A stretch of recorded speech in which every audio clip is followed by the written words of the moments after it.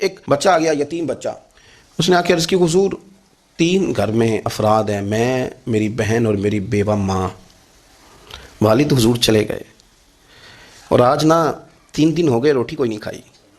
حضور نے فرمایا بلال جا کے ساری ازواج مطہرات سے پوچھ گھر میں کیا ہے۔ حضرت بلال کہتے ہیں میں سارے گھاری پوچھ آیا، ٹٹول آیا، ٹوٹل 21 کھجوریں نکلی۔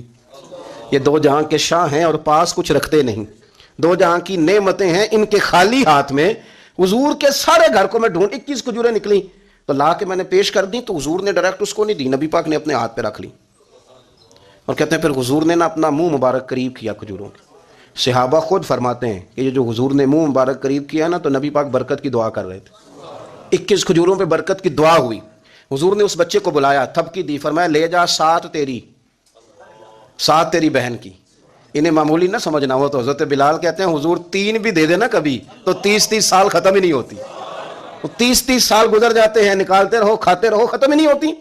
حضرت سیدنا ابو ہریرہ رضی اللہ تعالیٰ عنہ فرماتے ہیں حضور نے فرمایا 7 تیری بہن کی، 7 تیری والدہ کی، اور 7 حضور نے اور بھی تلقین فرمائی، فرمایا ایک سویرے کھایا کرنا، ایک شام کو کھایا کرنا، یہ لے جا۔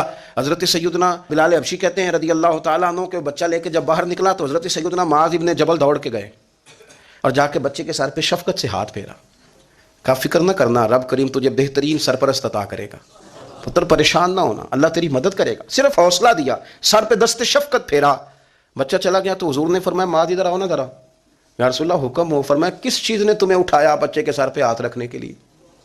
کس نے تمہیں کہا؟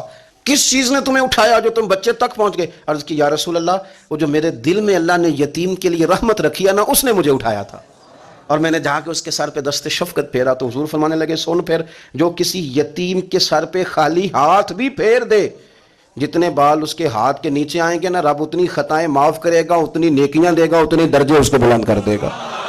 خالی دست شفقت ہی پھیر دے، دینا دلانا تو بعد کی بات ہے۔